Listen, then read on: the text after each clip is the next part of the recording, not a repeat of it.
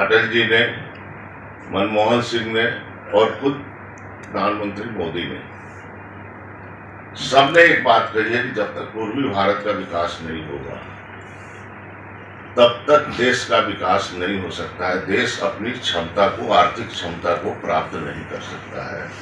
एक बड़ा इलाका पिछड़ा है जहां बहुत बड़ी आबादी रहती है, अब उसके पिछड़ेपन, जब तक उसका पिछड़ेपन दूर नहीं किया जाएगा तब तक भारत का विकास या भारत अपनी आर्थिक ऊंचाई को नहीं प्राप्त कर सकता, अपनी समस्याओं का हल भी नहीं निकाल सकता।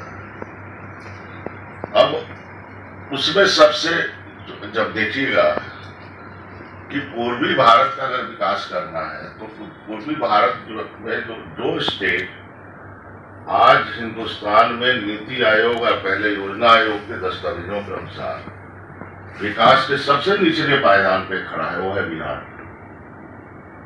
सबसे निचले पायदान पे। और ये स्थिति पिछले 35 साल से बनी हुई है, जिसमें नीतीश जी का शासन, लालू जी का शासन और कांग्रेस का शासन सब शामिल रहे हैं और बीजेपी भी सहयोगी के तौर पर शामिल रही है।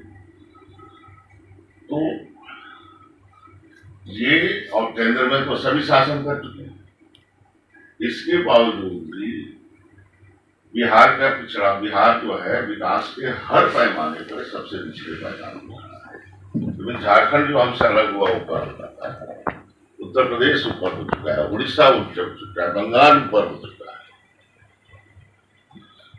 तो एक तो ये बात है, तो बिहार को का पिछड़ापन दूर किया जाना देश के हित में है, पहली बात। ये कोई आंचलिकता या क्षेत्रीयता की बात नहीं है। दूसरा, अब बिहार पे आते हैं, तो बिहार क्यों नहीं विकसित हो पा रहा है? क्योंकि पहले तो हम लोग दोष दे देते थे कि भाई जंगल राज था, विकास के कोई, लालू जी बोलते थे कि भाई विकास से वोट थोड़ा मिलेगा, विकास से वोट मिलता नहीं है। तो चलिए, उन्होंने एक ऐतिहासिक काम किया, इससे कोई इनकार नहीं कर सकता है कि बिहार के समाज की जो जड़ता थी उसको तोड़ने में उनकी ऐतिहासिक भूमिका रही।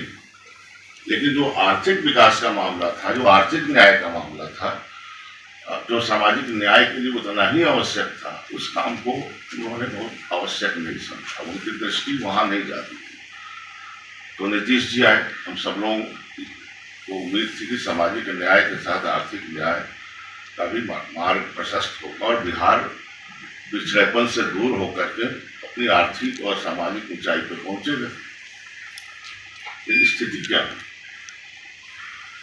15 साल के पहले आप वहां से ले लीजिए, ये 83-84 के बाद से हम नीचे जाना शुरू हुए, 83-84 से हम नीचे के पायदान पे खिसकना शुरू हुए और लालू जी के शासन के अंतिम दिनों में हम सबसे नीचे पहुंचे। उसके बाद नीतीश जी आए, अभी भी है, 16 साल से 17 साल से सुशासन का बड़ा डंका बजा, जहां से लेके हार्वर्ड से, कैम्ब्रिज से, ऑक्सफोर्ड में, स्टैनफोर्ड में, सब जगह भाषण दे आए लोग। जबरदस्त गुड गवर्नेंस है, बहुत अच्छा सुशासन चल रहा है।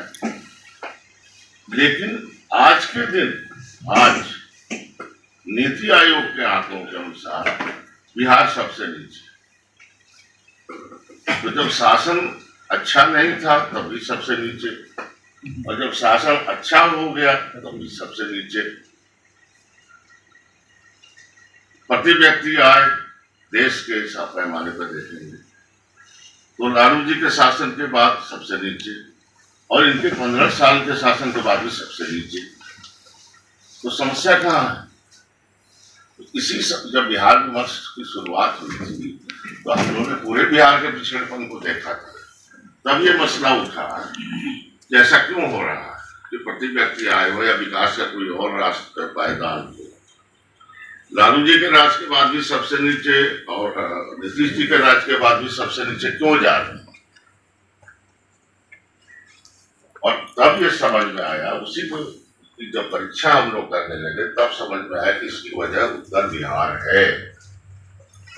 उत्तर बिहार का पिछड़ापन जब तक दूर नहीं होगा तब तक बिहार का पिछड़ापन दूर नहीं होगा और जब तक बिहार का पिछड़ापन दूर नहीं होगा तब तक पूर्वी भारत का पिछड़ापन दूर नहीं होगा, और जब तक पूर्वी भारत का पिछड़ापन दूर नहीं होगा तब तक देश का पिछड़ापन। इसलिए उत्तर बिहार का मसला सीधे सीधे देश की आर्थिक तरक्की से जुड़ा हुआ है, बिहार की आर्थिक तरक्की से जुड़ा हुआ है। पहली बात।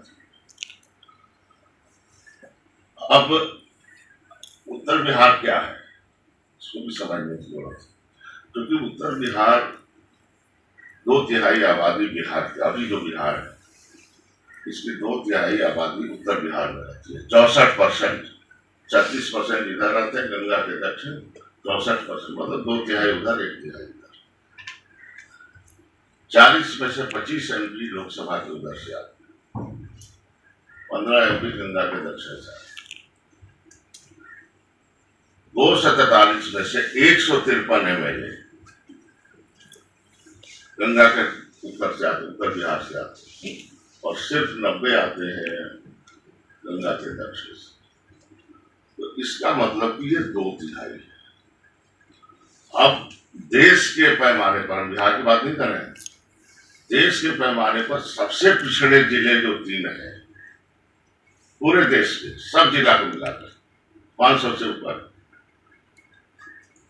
3 पिछड़े जिले जो देश के सबसे पिछड़े जिले हैं, शिवहर, सुपौल, मधेपुरा, तीनों कहाँ हैं? उत्तर बिहार। अब समस्या कहाँ है?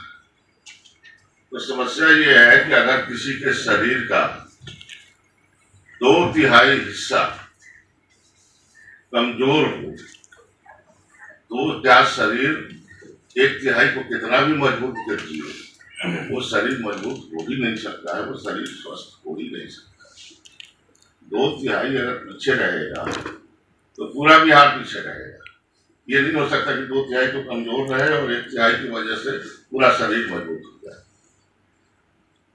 अब संसाधनों का जो बंटवारा हुआ है, चूंकि टैक्स का अगर देखिए तो डायरेक्ट टैक्स जो है, जो प्रत्यक्ष कर जिसको कहते हैं, उसका एक हिस्सा मानते हैं दक्षिण बिहार से ज्यादा जाता है, क्योंकि पटना में लगभग जितने संपन्न लोग हैं बिहार के, वो किसी न किसी रूप में पटना से जुड़े हुए हैं, निकला हुआ फला है। तो हम जो भी नीति बनाएंगे उसमें बेरोजगारी एक बहुत बड़ा मुद्दा होगा और किसानों के पॉकेट में पैसा आना चाहिए। 2 मूल हमारे लक्ष्य हैं कि किसानों के पॉकेट में पैसा आए और बेरोजगारी दूर। ये एक बहुत बड़ा हमारा ये है। लेकिन आपकी बात को मैं मानता हूँ कि इसमें कहीं ना कहीं केंद्र वाला मुद्दा जोड़ देना चाहिए, उस बात को मैं मानता हूँ। रोशन जी, मेरा नाम रोशन कुमार हुआ और हम निदान संस्था से हैं, जो कि पब्लिक जो हमारे अति पिछड़े लोग हैं उनको ऊपर उठाने पे काम करती है। तो अभी जो हम 26 पॉइंट देखे हैं उसमें 1-2 जगह जैसे हम मनरेगा पे हम चर्चा, तो देश में एक रंग के शिक्षक आ जाएंगे। एक दूसरा फिर ये कह दिया है कि PhD is not necessary for AP assistant professorship, तो वहां भी ये डिग्रेडेशन शुरू हो गया। अभी तत्काल के 1 महीने के अंदर के ये 2 फैसले हैं।